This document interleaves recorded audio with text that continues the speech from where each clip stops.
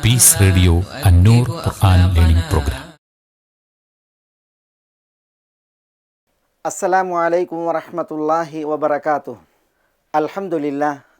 അൽഹംദുലില്ലാഹി ഹഖ്ക ഹംദി വസ്സലാത്തു വസ്സലാമു അലാ റസൂലിഹി വ അബ്ദി വബഅദ്. സഹോദരന്മാരെ, സഹോദരികളെ, അന്നൂർ തഫ്സീർ ക്ലാസ്സുകളിൽ നമ്മൾ ഖിസാസുമായി ബന്ധപ്പെട്ട ഈ ഒരു മഹൽ വചനത്തിൽ സുപ്രധാനങ്ങളായ ചില മസ്അലകളെയാണ് പഠിച്ചു വരുന്നത്. ഏറ്റവും ഗൗരവത്തിൽ മനസ്സിലാക്കേണ്ടുന്ന ഒരു വിഷയം ഈ തുടർച്ചയിൽ നമ്മൾ പഠിക്കുകയാണ്. അല്ലാഹു സുബ്ഹാനഹു വ തആല യാ അയ്യുഹല്ലദീന ആമനൂ കുതിബ അലൈക്കുമുൽ ഖിസാസ്, വിശ്വാസികളെ വിളിച്ച് നിങ്ങളുടെ മേൽ ഖിസാസ് നിയമമാക്കപ്പെട്ടിരിക്കുന്നു, നിർബന്ധമാക്കപ്പെട്ടിരിക്കുന്നു എന്ന് കൽപ്പിച്ചു, ആഹ്വാനം ചെയ്തു. വിശ്വാസികളെ വിളിച്ച് ഈ നിർബന്ധ കാര്യം അല്ലാഹു സുബ്ഹാനഹു വ തആല കൽപ്പിച്ചത് ആരാണ് നിർവഹിക്കേണ്ടത്? ഖിസാസ് ആരുടെ നേതൃത്വത്തിലാണ് നിർവഹിക്കേണ്ടത്? എവിടെയാണ് നിർവഹിക്കേണ്ടത്? ഇതാണ് ഇവിടെ നമുക്ക് മനസ്സിലാക്കുവാനുള്ളത്. യാ അയ്യുഹല്ലദീന ആമനു എന്ന വിളി കേട്ട് വ്യക്തികൾ ഓരോരുത്തരും നിയമം കയ്യിലെടുത്ത് കൈകാര്യം ചെയ്യേണ്ട ഒരു വിഷയമല്ല ഖിസാസ്. ഖിസാസിൽ ഒരു സുൽത്താൻ്റെ സാന്നിധ്യം, സുൽത്താൻ്റെ തീരുമാനം, ശിക്ഷയുടെ നിർണയം, ഇതൊക്കെ ഉണ്ടാകേണ്ടതുണ്ട്. ഇമാം അൽ ഖുർത്തുബി തഫ്സീറിൽ പറയുകയാണ്, ഇത്തഫഖ അയിമ്മത്തുൽ ഫത്വ അല അന്നഹു ലാ യജൂസു ലി അഹദിൻ അൻ യഖ്തസ്സ മിൻ അഹദിൻ ഹഖ്ഖഹു ദൂന സുൽത്താൻ. ഭരണാധികാരിയെ കൂടാതെ ഒരാളിൽ നിന്നും തൻ്റെ ഹക്ക്, ഖിസാസ് നടത്തുക, പ്രതിക്രിയ നടത്തുക, തുല്യശിക്ഷ നടപ്പിലാക്കുക എന്നുള്ളത് അനുവദനീയമല്ല എന്നതിൽ ഫത്വ നൽകാൻ യോഗ്യരായ ഇമാംമാരെല്ലാവരും ഏകോപിച്ചിരിക്കുന്നു. വലൈസ ലിന്നാസി അൻ യഖ്തസ്സ ബഅ്ദുഹും മിൻ ബഅ്ദിൻ, ആളുകൾ ചിലരിൽ നിന്ന് പ്രതിക്രിയ നടപ്പിലാക്കുക, ഖിസാസ് നടപ്പിലാക്കുക എന്നുള്ളത് ജനങ്ങളുടെ മേൽ പറഞ്ഞ വിഷയമല്ല. വ ഇന്നമാ ദാലിക ലിസ്സുൽത്താൻ, ഖിസാസ് അത് ഭരണാധികാരിക്കുള്ളതാണ്. ഔ മൻ നസബഹു സുൽത്താൻ ലിദാലിക്, അല്ലെങ്കിൽ ഖിസാസ് നടത്താൻ ഭരണാധികാരി ഏൽപ്പിച്ച ആളുകൾ, ശിക്ഷാ കോടതി അല്ലെങ്കിൽ ഭരണാധികാരി നിശ്ചയിച്ച വ്യക്തിത്വങ്ങൾ, അവരാണ് ഖിസാസ് നടപ്പിലാക്കേണ്ടത്.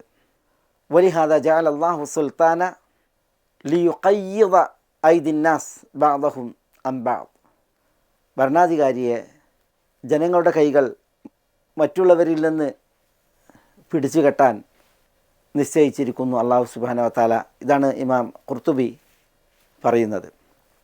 ഇബ്നു ഹജർ റഹിമഹുല്ല ഫത്ഹുൽ ബാരിയിൽ ഇബ്നു ബത്താൽ എന്നവരുടെ ഒരു വാക്ക് കൊടുക്കുന്നുണ്ട്. അതിപ്രകാരം, ഇത്തഫഖ അയിമ്മത്തുൽ ഫത്വ അല അന്നഹു ലാ യജൂസു ലി അഹദിൻ അൻ യഖ്തസ്സ മിൻ ഹഖ്ഖിഹി ദൂന സുൽത്താൻ, ഭരണാധികാരിയെ കൂടാതെ ഒരാൾക്കും ഖിസാസ് നടപ്പിലാക്കുക എന്നുള്ളത് അനുവദനീയമല്ല. ഇതിൽ ഫത്വ നൽകാൻ യോഗ്യരായ ഇമാംമാരെല്ലാവരും ഏകോപിച്ചിരിക്കുന്നു. എന്നിട്ട് പറഞ്ഞു, വ ഇന്നമ ഇഖ്തലഫു ഫീ മൻ അഖാമൽ ഹദ്ദ അല അബ്ദിഹി, ഒരടിമയാണ് ഖിസാസിന് വിധേയമാക്കപ്പെടേണ്ടതെങ്കിൽ ആ അടിമയുടെ ഖിസാസ് നടപ്പിലാക്കേണ്ടത് ആര്? അതിൽ ഫത്വൻ്റെ ഇമാംമാർക്ക് അഭിപ്രായ വ്യത്യാസമുണ്ട് എന്ന് അദ്ദേഹം അനുബന്ധം പറഞ്ഞതും ഇബ്നു ഹജർ നൽകിയിട്ടുണ്ട്.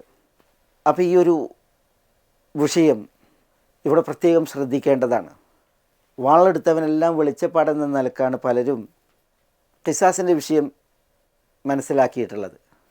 അതുകൊണ്ട് തന്നെ ചില തീവ്രവാദ കൂട്ടങ്ങൾ, ഭീകരവാദികളൊക്കെ ഖിസാസിൻ്റെ പേര് പറഞ്ഞ് ശിക്ഷാമുറകൾ നടപ്പിലാക്കുന്നത് ഈയിടെയൊക്കെയായി വാർത്തകളിൽ വന്നിരുന്നു. അത് പാടുള്ളതല്ല. ഖിസാസ്, ജീവന് പകരം ജീവനുണ്ട്, കൊലക്കുറ്റത്തിന് പകരം ഖിസാസ് ഉണ്ട്. അതേപോലെ അതിന് അൽ ഖിസാസു ഫിൻ നഫ്സ് എന്ന് പറയും.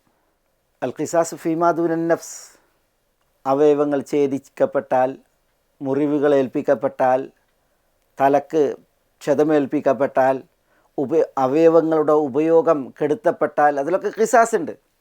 ഖിസാസ് തുല്യ അളവിലായിരിക്കണം. അതിൽ വിടാൻ പാടുള്ളതല്ല. കൊലക്കുറ്റത്തിൻ്റെ വിഷയത്തിൽ പറഞ്ഞില്ലേ, വമൻ ഖുതില മദ്ലൂമൻ ഫഖദ് ജഅൽനാ ലി വലിയിഹി സുൽത്താന ഫലാ യുസ്രിഫ് ഫിൽ ഖത്ൽ. പ്രതിക്രിയയിലൂടെ കൊല്ലുകയാണ് എങ്കിൽ അതിര് വിടരുത് എന്ന് അല്ലാഹു സുബ്ഹാനഹു വ തആല പറയാണ്. അപ്പോൾ ഈ അതിരിനെ ആര് നിർണ്ണയിക്കും? കൊല്ലപ്പെട്ടവൻ്റെ ബന്ധുക്കൾ കൊലയാളിയുടെ വിഷയത്തിൽ വികാരഭരിതരും തീവ്രന്മാരുമാകാൻ സാധ്യതയുണ്ട്. അവർ അളക്കുമ്പോൾ, അവർ ശിക്ഷിക്കുമ്പോൾ ഒക്കെ അതിര് വിട്ടുപോകാനുള്ള അവസരമുണ്ട്. ഫലാ യുസ്രിഫ് ഫിൽ ഖത്ൽ. കൊന്നവനെയാണ് പ്രതിക്രിയ നടത്തുന്നുവെങ്കിൽ ഖിസാസിന് വിധേയമാക്കപ്പെടേണ്ടത്. പകരം മറ്റൊരാളാവാൻ പാടുള്ളതല്ല.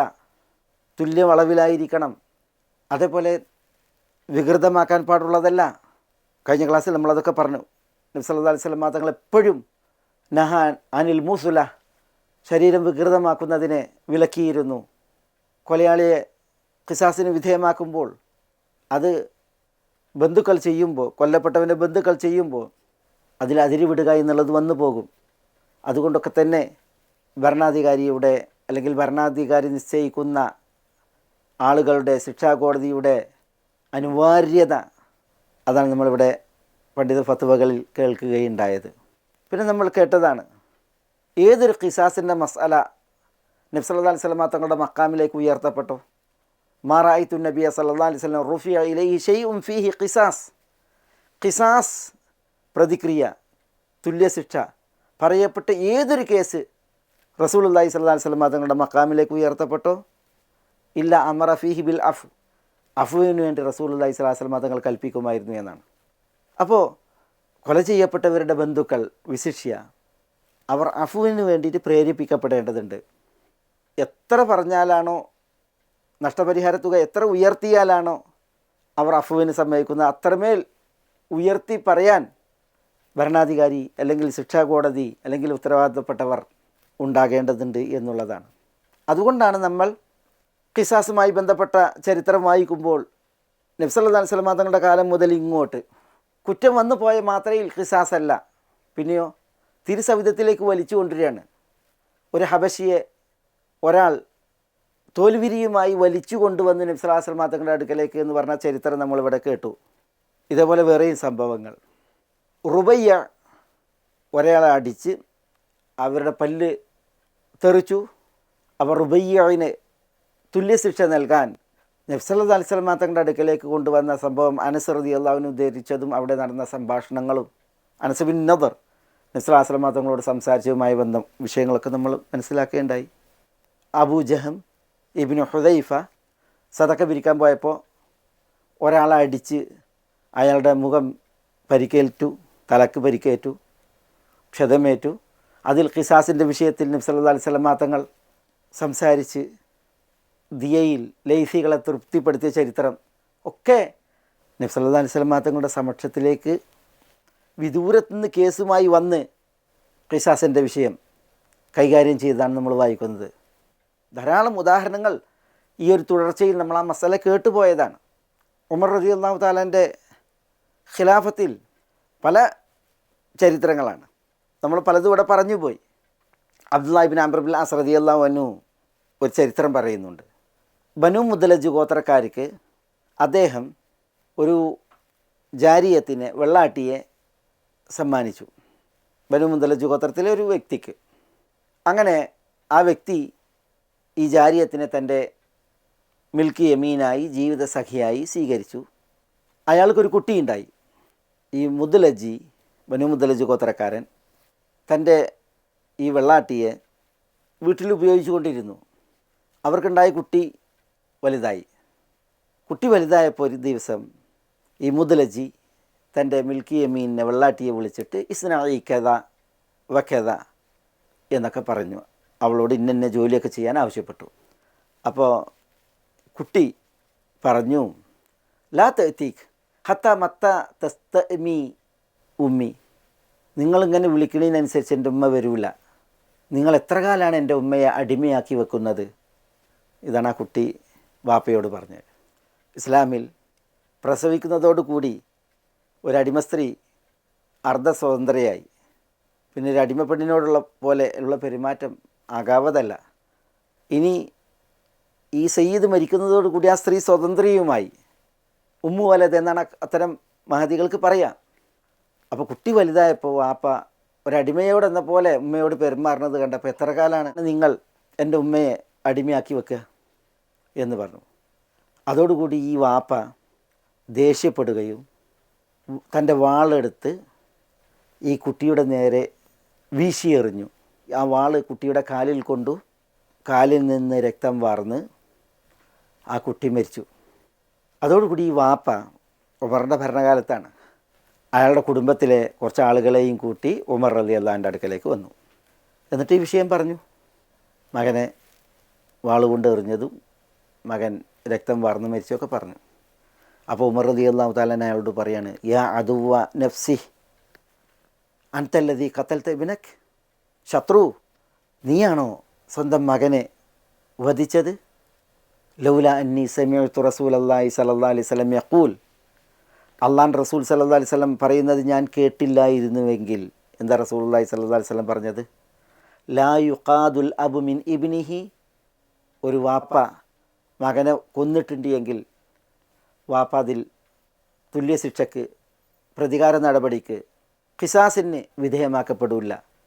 ലാ യുഖ്തലു വാലിദും ബിവലദിഹി, മകൻ്റെ പകരം വാപ്പ കൊല്ലപ്പെടുകയില്ല. ഇതൊക്കെ റസൂലുള്ളാഹി സ്വല്ലല്ലാഹി അലൈഹി വസല്ലം തങ്ങൾ പറഞ്ഞിട്ട് അതില്ലായിരുന്നുവെങ്കിൽ ഖതൽതുക്, ഞാൻ നിന്നെ കൊല്ലുമായിരുന്നു എന്നാണ് ഉമർ റളിയല്ലാഹു തആല അൻഹു അയാളോട് പറഞ്ഞത്.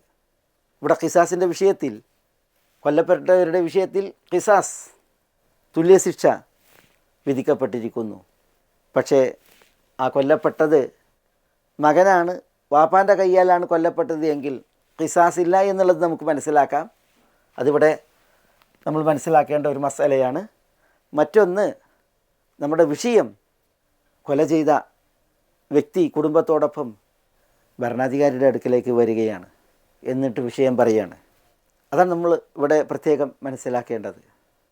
ഇതുപോലെ മറ്റൊരു സംഭവം, സഈദ് ബിൻ മൻസൂർ അദ്ദേഹത്തിൻ്റെ സുനനിൽ നിവേദനം ചെയ്യുന്നത്, ഷെയ്ഖ് അൽബാനി ഇത് അവിടുത്തെ ഇർവാഉൽ ഖലീലിൽ ഉദ്ധരിച്ചിട്ടുണ്ട്. അതിലും വിഷയം ഭരണാധികാരിയെ തേടി ഒരു വിഭാഗം ആളുകൾ വരുന്നതാണ്. എന്താ സംഭവം? ഒരിക്കൽ ഉമർ റളിയല്ലാഹു തആല അൻഹു ഭക്ഷണം കഴിച്ചുകൊണ്ടിരിക്കുകയാണ്. അപ്പോൾ ഒരു വ്യക്തി ഓടിപ്പാഞ്ഞ് വരുന്നുണ്ട് ഉമറിൻ്റെ അടുക്കലേക്ക്. യഅദു എന്നാണ്, കുതിച്ച് പാഞ്ഞ് വരിക. വഫി യദിഹി സൈഫുൻ മുലത്തഖും ബിദ്ദം, അയാളുടെ കയ്യിൽ വാളുണ്ട്, ആ വാളിൽ രക്തം പുരണ്ടിട്ടുമുണ്ട്. ഈ ഓടി വരുന്ന വ്യക്തിയുടെ പിന്നാലെ മറ്റൊരു വിഭാഗം ആളുകൾ അതേപോലെ ഓടിപ്പാഞ്ഞ് വരുന്നുണ്ട്. വറഅഹു ഖൗമുൻ യഅദൂന ഖൽഫഹു, അങ്ങനെ ഈ വാള് പിടിച്ച് മുന്നിലോടുന്ന വ്യക്തി വന്നിട്ട് ഉമറിനോടൊപ്പം അവിടെ ഇരുന്നു. അപ്പോൾ മറ്റുള്ളവർ പിന്നാലെ ഓടിയെത്തി. ആ ഓടിയെത്തിയ ആളുകൾ പറയാണ്, യാ അമീർ അൽ മുഅ്മിനീൻ ഇന്ന ഹാദ ഖതല സാഹിബന.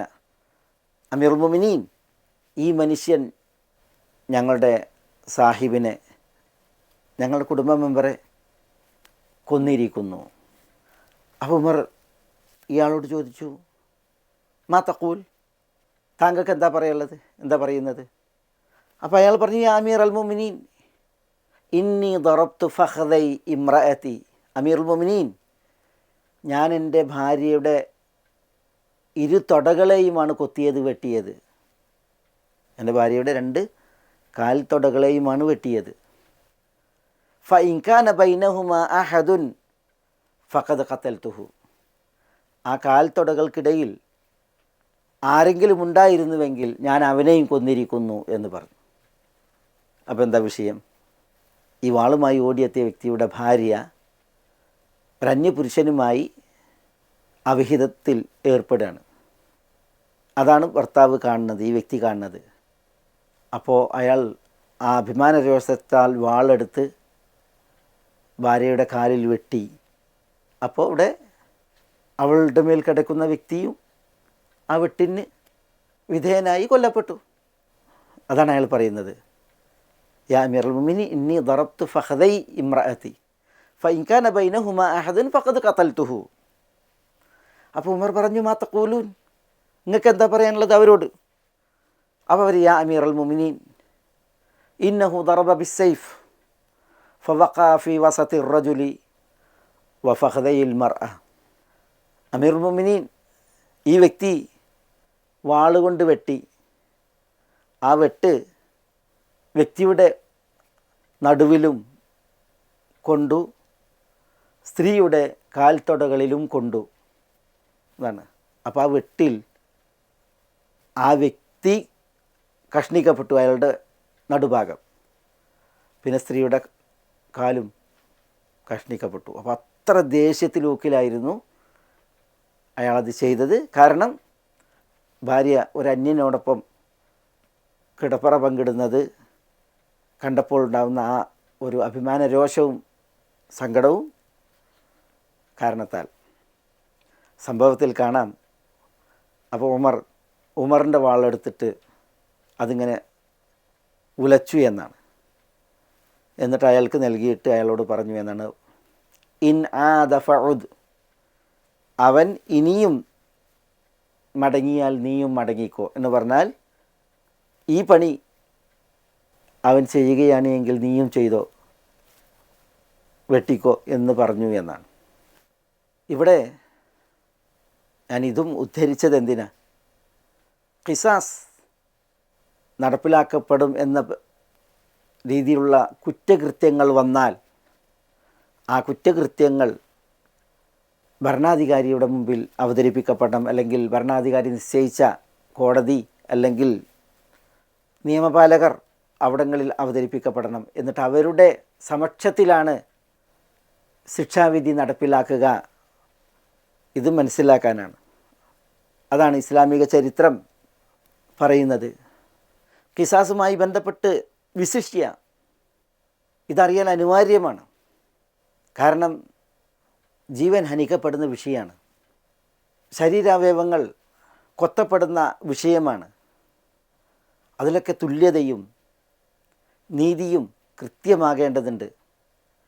അതിക്രമം ഒരിക്കലും പാടുള്ളതല്ല ആരുടെ നേരെയും. പ്രത്യേകിച്ച് ശരീരാവയവങ്ങൾ മുറിക്കപ്പെട്ട വിഷയം, അതൊക്കെ തുല്യ അളവിൽ. തലയിൽ ഏൽപ്പിക്കപ്പെടുന്ന പരിക്കുകളുടെ വിഷയത്തിൽ ഖിസാസ് പാടില്ല എന്നുള്ളതാണ് ദീൻ. കാരണം തലയിലേൽക്കുന്ന പൊട്ടുകൾക്ക്, മുറിവുകൾക്ക് തുല്യ ശിക്ഷ നൽകുക എന്നുള്ളത് കഴിയില്ല. അതുകൊണ്ട് തന്നെ ഈ ഷജാജ് എന്ന് പറയും, തലയിലേൽക്കുന്ന പരിക്കുകൾ, അതിൽ ഖിസാസ് പാടില്ല, ഇസ്ലാമിൽ ഇല്ല. എന്തുകൊണ്ടില്ല? ഏറ്റ മുറിവിന് തുല്യമായി മുറിവേൽപ്പിക്കുക എന്നുള്ളത് തലയുടെയും മുഖത്തിൻ്റെയും വിഷയത്തിൽ സാധ്യമാകാത്തത് കാരണത്താൽ ഇസ്ലാമിൻ്റെ നിയമമാണത്. പിന്നെ കുറ്റം ചെയ്തവൻ, ശിക്ഷയ്ക്ക് വിധേയനായവൻ, ഇതൊക്കെ നിർണ്ണയിക്കപ്പെടേണ്ടതുണ്ട്. ഉസ്മാൻ റളിയല്ലാഹു തആലാൻ്റെ ഖിലാഫത്തിൽ ഒരു മുസ്ലിം ബോധപൂർവം ഒരു ദിമ്മിയെ കൊന്ന ഒരു ചരിത്രമുണ്ട്. ഷെയ്ഖ് അൽബാനി ഇർവാഉൽ ഖലീൽ സഹീഹ് എന്ന് ഹുക്കും പറഞ്ഞ ഒരു സംഭവമാണത്. ഒരു വ്യക്തി ദിമ്മിയെ കൊന്നു ബോധപൂർവം. ഈ കേസ് ഉസ്മാൻ റളിയല്ലാഹുവിലേക്ക് ഉയർത്തപ്പെട്ടു. അപ്പോൾ ഉസ്മാൻ റളിയല്ലാഹു തആല അൻഹു അയാളെ പ്രതിക്രിയയിൽ കൊന്നില്ല ആ മുസ്ലിമിനെ. പക്ഷേ ഇബ്നു ഉമർ പറയാണ്, ഗല്ലദ അലൈഹി ദിയ മിസല ദിയത്തിൽ മുസ്ലിം എന്നാണ്. കടുത്ത ദിയയാണ് ആ മുസ്ലിമിന് ഉസ്മാൻ ബാധകമാക്കിയത്. കടുത്ത നഷ്ടപരിഹാര തുക, മിസല ദിയത്തിൽ മുസ്ലിം എന്നാണ്. ഒരു മുസ്ലിമിന് എത്രയാണോ ദിയ, മുസ്ലിം കൊല്ലപ്പെട്ടാൽ ആ ദിയയാണ് ഈ അമുസ്ലിം പൗരന് ദിയയായിട്ട് ഉസ്മാൻ നിശ്ചയിച്ചത് എന്നാണ്. നമ്മൾ പറഞ്ഞു 100 ഒട്ടകങ്ങളുടെ അതിൽ 40 ഒട്ടകങ്ങൾ ഗർഭിണിയായ, അതാണ് ദിയ. അതില്ലെങ്കിൽ അതിൻ്റെ തുകയിൽ 800 ദീനാർ, 8000 ദിർഹം. ഉമർ റളിയല്ലാഹുവിൻ്റെ ഖിലാഫത്തിൽ അത് 1000 ദീനാർ, 12000 ദിർഹം, 200 പശുക്കൾ, 2000 ആടുകൾ, 200 ഹുല്ലകൾ. ഇതൊക്കെ ദിയയായിട്ട് പറഞ്ഞില്ലേ, അതാണ് കടുത്ത ദിയ. ആ ദിയയാണ് ദിമ്മി കൊല്ലപ്പെട്ടപ്പോൾ മുസ്ലിമിന് ഉസ്മാൻ റളിയല്ലാഹു തആല ബാധകമാക്കിയത് എന്നാണ്. അപ്പോൾ ഇതൊക്കെ നിർണയിക്കാൻ ഭരണാധികാരി വേണം, അല്ലെങ്കിൽ ഭരണാധികാരി നിശ്ചയിച്ച വകുപ്പുകൾ വേണം. അവിടെയാണ് ഖിസാസ്. ഇതാണ് ഇവിടെ നമ്മൾ പ്രത്യേകം ഈ ആയത്തിൽ മനസ്സിലാക്കേണ്ട ഒരു ഭാഗം. അനുബന്ധമായിട്ട് പണ്ഡിതന്മാർ പറയും, 2 മസ്അലകൾ അതിൽ സുൽത്താനില്ലാതെ ഖിസാസ് ആകാം എന്നാണ്. ഇമാം ബുഖാരി സഹീഹുൽ ബുഖാരിയിൽ ഒരു അധ്യായം നൽകിയിട്ടുണ്ട്. ബാബു മൻ അഖദ ഹഖഹു അവ ഇഖ്തസ്സ ദൂന സുൽത്താൻ. ഭരണാധികാരിയില്ലാതെ ഒരാൾ പ്രതിക്രിയ നടത്തി അല്ലെങ്കിൽ തൻ്റെ ഹക്ക് നേടി, അതിനെക്കുറിച്ച് പറയുന്ന അധ്യായം. ഭരണാധികാരി ഇല്ലാതെ ഖിസാസ് അതെവിടെയാണ്? അതൊന്നൊരു വ്യക്തി കിടപ്പറയിലേക്ക് എത്തി നോക്കിയാൽ, സ്വകാര്യതയിലേക്ക് എത്തി നോക്കിയാൽ എന്നാണ്. അബൂ ഹുറൈറയിൽ നിന്നുള്ളൊരു ഹദീസിൽ കാണാം, ഇമാം ബുഖാരി അബൂ ഹുറൈറിൻ്റെ ഒരു ഹദീസ് കൊടുക്കുന്നുണ്ട്. ലൗ അന്ന ഇംറഅൻ ഇത്തല അലൈക് ഫി ബൈതിക്. ഒരു മനുഷ്യൻ നിന്നിലേക്ക് എത്തി നോക്കിയാൽ, ബിഗൈരി ഇദ്നിൻ, അനുവാദമല്ലാതെ, ഫഖദഫ്തഹു ബിഹസാത്തിൻ, എന്നിട്ട് നീ അവനെ, ആ നോക്കുന്നവനെ ഒരു കല്ലുകൊണ്ട് എറിഞ്ഞ്, ഫഫഖഅത ഐനഹു, ആ ഏറിൽ അവൻ്റെ കണ്ണ് നീ തുറപ്പിച്ചിട്ടുണ്ട് എങ്കിൽ, ലം യകുൻ അലൈക ജുനാഹുൻ, നിനക്ക് യാതൊരു കുറ്റമല്ല, വലാ ദിയത ലഹു വലാ ഖിസാസ്, അവന് ദിയത്തുമില്ല അവന് ഖിസാസുമില്ല. എറിഞ്ഞവനെ പ്രതിക്രിയയായിട്ട് കല്ലെറിഞ്ഞ് കണ്ണ് തുറപ്പിക്കണ വിഷയമല്ല, എറിഞ്ഞവനക്ക് ദിയ കൊടുക്കണ പ്രശ്നമല്ല. വീട്ടിലേക്ക് സ്വകാര്യതയിലേക്ക് എത്തി നോക്കുന്നവരുടെ വിഷയത്തിൽ എന്ന് പറഞ്ഞു. അവിടെ സുൽത്താൻ്റെ ആവശ്യം ഇല്ല എന്നുള്ളതാണ് നബി സല്ലല്ലാഹു അലൈഹി വസല്ലം തങ്ങൾ പഠിപ്പിക്കുന്നത്. നബി സല്ലല്ലാഹു അലൈഹി വസല്ലം തങ്ങളുടെ വീട്ടിലേക്ക് ഒരാൾ എത്തി നോക്കിയതിനെക്കുറിച്ച് പറഞ്ഞില്ലേ? അപ്പോൾ റസൂലുള്ളാഹി സ്വല്ലല്ലാഹു അലൈഹി വസല്ലം തങ്ങൾ കയ്യിലുണ്ടായിരുന്ന ഒരു അമ്പുണ്ടായിരുന്നു, അതിൻ്റെ അഗ്രം കൊണ്ട് അയാളെ നേരെ എറിഞ്ഞു എന്നാണ്. സ്വകാര്യതയിലേക്ക് എത്തി നോക്കുക എന്ന് പറഞ്ഞാൽ അത് എത്ര ഹീനാണ്. അതാണ് ഒന്നാമത്തെ മസാല. രണ്ടാമത്തെ മസാല, ഇമാം അന്നസായി അവിടുത്തെ സുനനിൽ ഒരധ്യായത്തിന് പേര് കൊടുത്തത് ഇങ്ങനെയാണ്: ബാബു മനി ഇഖ്തസ്സ വ അഖദ ഹഖഹു ദൂന സുൽത്താൻ. ഇമാം ബുഖാരിയുടെ അദ്ദേഹത്തിൻ്റെ അതേപോലെ തന്നെ, ഭരണാധികാരി ഇല്ല, സുൽത്താനില്ല, പക്ഷേ എന്നാലും ഒരു വ്യക്തി തൻ്റെ ഹക്ക് നേടി അല്ലെങ്കിൽ പ്രതിക്രിയ ചെയ്തു, ഖിസാസ് ചെയ്തു, അതിനെക്കുറിച്ച് പറയുന്ന അധ്യായം. എന്നിട്ട് ഇമാം നസായി ഒരു സംഭവം കൊടുക്കുകയാണ്. അബൂ സഈദ് അൽ ഖുദ്രി ഒരു വെള്ളിയാഴ്ച ദിവസം ഒരു സുത്രയിലേക്ക് തിരിഞ്ഞ് നിസ്കരിക്കുകയാണ്. അബൂ സഈദ് റളിയല്ലാഹു അൻഹു വെള്ളിയാഴ്ച നിസ്കരിക്കും മുന്നിലൊരു സുത്രയുണ്ട്. ആ സുത്രയ്ക്ക് അടുത്താണ് നിസ്കരിക്കുന്നത്. അതിലേക്ക് തിരിഞ്ഞ് നിസ്കരിക്കുന്നവൻ്റെ മുമ്പിൽ മറ സ്വീകരിക്കണമല്ലോ സൂത്ര. അപ്പോൾ അങ്ങനെ നിസ്കരിക്കണത്. അപ്പോൾ ഒരു യുവാവ് വന്നു. അബൂ സഈദ് അൽ ഖുദ്രിയുടെ മുന്നിലൂടെ നടക്കാൻ അയാൾ കടന്നു പോകാൻ ഉദ്ദേശിച്ചു. സുത്രൻ്റെ അബൂ സഈദ് റളിയല്ലാഹുവിൻ്റെ ഇടയിലൂടെ കടന്നു പോകാനാണ് ഇയാൾ വന്നത്. ഇബ്നു അബി മുഅയ്ത്തിൻ്റെ കുടുംബത്തിൽ പെട്ടൊരു വ്യക്തിയായിരുന്നു ഈ യുവാവ് എന്ന് പറയപ്പെടുന്നു. അപ്പോൾ അയാൾ മുന്നിലൂടെ കടന്നു പോകാൻ വേണ്ടി വന്നപ്പോൾ, നിസ്കരിക്കുന്നവൻ്റെ മുന്നിലൂടെ കടന്നു പോകാൻ വേണ്ടി വന്നപ്പോൾ അബൂ സഈദ് അൽ ഖുദ്രി അയാളുടെ മാറത്തിങ്ങനെ തടഞ്ഞു. അപ്പോൾ ആ യുവാവ് വീണ്ടും ഇങ്ങനെ നോക്കി, മുന്നിലൂടെ അല്ലാതെ അയാൾ ഒരു വഴി കാണില്ല. ഫനദറ ഷാബു ഫലം യജിദ് മസാഖൻ ഇല്ലാ ബൈന യദൈ. ഈ സുത്ര വെച്ച് നിസ്കരിക്കുന്ന അബൂ സഈദിൻ്റെ മുന്നിലൂടെ അല്ലാതെ വഴിയാണില്ല. അദ്ദേഹം ഫാദലി യജ്താസ് എന്നാണ്, പിന്നെ ഇതിലൂടെ കടന്നു പോകാൻ വേണ്ടിയിട്ട് വന്നു. അതോടുകൂടി ഫദഫഅഹു അബൂ സഈദ് അശദ്ദ മിനൽ ഊല എന്നാണ്. ആദ്യം ഇങ്ങനെ തടുക്കുകയാണ് ചെയ്തത്, പക്ഷേ രണ്ടാമത്തെ പ്രാവശ്യം ആദ്യത്തെ തടുക്കലിനേക്കാൾ ശക്തമായ ഊക്കിൽ തള്ളി. അതോടുകൂടി ആ യുവാവ് അബൂ സഈദ് അൽ ഖുദ്രിയെ കുറ്റം പറഞ്ഞു. എന്നിട്ട് അന്നത്തെ അമീർ മർവാൻ ഇബ്നു മുഹമ്മദിൻ്റെ അടുക്കലേക്ക് കടന്നു ചെന്നു ഈ യുവാവ്. എന്നിട്ട് മർവാൻ ഇബ്നു മുഹമ്മദിനോട് അബൂ സഈദ് അൽ ഖുദ്രി ചെയ്തതിൽ സങ്കടപ്പെട്ടു, എന്നെ തള്ളി, ഊക്കിൽ തള്ളി എന്നൊക്കെ പറഞ്ഞു. അബൂ സഈദ് അൽ ഖുദ്രി റളിയല്ലാഹു തആല അൻഹു മാലിക് ഇബ്നു സിനാൻ, അറിയപ്പെട്ട സഹാബിയാണ്, അൻസാരിയാണ്. അദ്ദേഹം ഈ യുവാവിന് പിന്നാലെ മർവാൻ ഇബ്നു മുഹമ്മദിൻ്റെ അടുക്കലേക്ക്, മദീനത്തെ അമീറിൻ്റെ അടുക്കലേക്ക് കടന്നു ചെന്നു. അപ്പോൾ മർവാൻ ഇബ്നു മുഹമ്മദ് അബൂ സഈദ് അൽ ഖുദ്രിയോട്, മാലക്ക വലി ഇബ്നി അഖീക യാ അബു സഈദ്, എന്തേ സഹോദരപുത്രനായ ഈ യുവാവിനോട് പ്രശ്നം? അപ്പോൾ അബൂ സഈദ് അൽ ഖുദ്രി പറഞ്ഞു, സമീഅത്തു നബിയ സല്ലല്ലാഹു അലൈഹി വസല്ലം യഖൂൽ, അള്ളാഹുവിൻ്റെ റസൂൽ സല്ലല്ലാഹു അലൈഹി വസല്ലം പറയുന്നത് ഞാൻ കേട്ടിട്ടുണ്ട്, ഇദാ സല്ല അഹദുക്കും ഇലാ ഷൈഇൻ യസ്തുറുഹു മിനന്നാസ്, നിങ്ങളിലൊരാൾ ഒരു സുത്ര വെച്ച് ജനങ്ങളിൽ നിന്ന് ഒരു മറ സ്വീകരിച്ച് അതിലേക്ക് നിസ്കരിക്കുകയായാൽ, ഫഅറാദ അഹദുൻ അൻ യജ്താസ ബൈന യദൈ, അപ്പോൾ തൻ്റെ മുന്നിലൂടെ മറ്റൊരാൾ കടന്നു പോകാൻ, മുറിച്ചു കടക്കാൻ ഉദ്ദേശിച്ചാൽ, ഫലിയദ്ഫഅഹു, അവനെ തടുക്കട്ടെ. ഫൈൻ അബ, അവൻ വിസമ്മതിക്കുകയാണ് എങ്കിൽ ഫൽയുഖാതിൽഹു, അവനോട് മല്ലിടട്ടെ. ഫൈനമാ ഹുവ ശൈത്താൻ, അങ്ങനെ കടന്നു പോകാൻ വരുന്നവൻ ശൈത്താനാണ്. ഇത് റസൂലുള്ളാഹി സ്വല്ലല്ലാഹു അലൈഹി വസല്ലം തങ്ങൾ പറഞ്ഞിട്ടുണ്ട്. അതുകൊണ്ടാണ് ഞാൻ അവനോട് ആദ്യം തടുത്തത്, പിന്നീട് മല്ലിട്ടത് എന്ന് അബൂ സഈദ് റളിയല്ലാഹു തആല അൻഹു പറഞ്ഞു എന്നാണ്. ഇതാണ് സുൽത്താൻ ആവശ്യമില്ലാതെ മല്ലിടാൻ രണ്ടാമത്തെ സ്ഥാനം.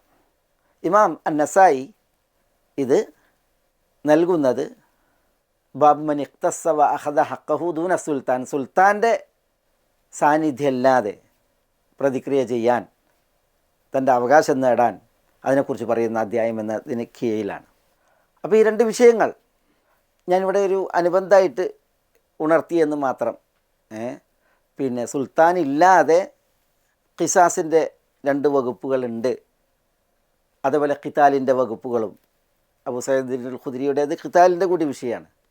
അൽ ഇമാമു ജിന്നത്തുൻ യുഖാതലു മിൻ വറാഇഹി വയുത്തഖാ ബിഹി എന്ന് പറഞ്ഞില്ലേ. ഭരണാധികാരി ഇമാം പരിചയമാണ്, ഭരണാധികാരിക്ക് പിന്നിൽ നിന്നാണ് ഖിതാൽ, യുദ്ധം. ഭരണാധികാരിയെ മറയായി സ്വീകരിച്ചാണ് യുദ്ധം എന്നൊക്കെ പറഞ്ഞില്ലേ നബി സല്ലല്ലാഹു അലൈഹി വസല്ലം. അപ്പോൾ ഭരണാധികാരി ഇല്ലാതെ ഖിതാൽ, ഖിസാസ്, അത് പറയപ്പെട്ട 2 അവസരം, അതിവിടെ ഞാനൊരു അനുബന്ധമായി ഉണർത്തിയെന്ന് മാത്രം. നമ്മളുടെ വിഷയം അല്ലാഹു സുബ്ഹാനഹു വ തആല യാ അയ്യുഹല്ലദീന ആമനു എന്ന് വിളിച്ച് വിശ്വാസികളെ അഭിസംബോധന ചെയ്തിട്ടാണ് ഖിസാസിനെ കുറിച്ച് പറഞ്ഞത്, കൽപ്പിച്ചത്, നിയമമാണെന്ന് അറിയിച്ചത്. പക്ഷേ ഈ ഖിസാസ് എവിടെ, എപ്പോൾ, എങ്ങനെ നടപ്പിലാക്കണമെന്നുള്ള വിഷയം അത് ദീൻ പഠിപ്പിച്ച മുറപ്രകാരമായിരിക്കണം. അങ്ങനെ ഇത് നടപ്പിലാക്കപ്പെടുമ്പോൾ ദീനിൻ്റെ ഒരു സുന്ദര വിഷയമാണ് ഖിസാസ്.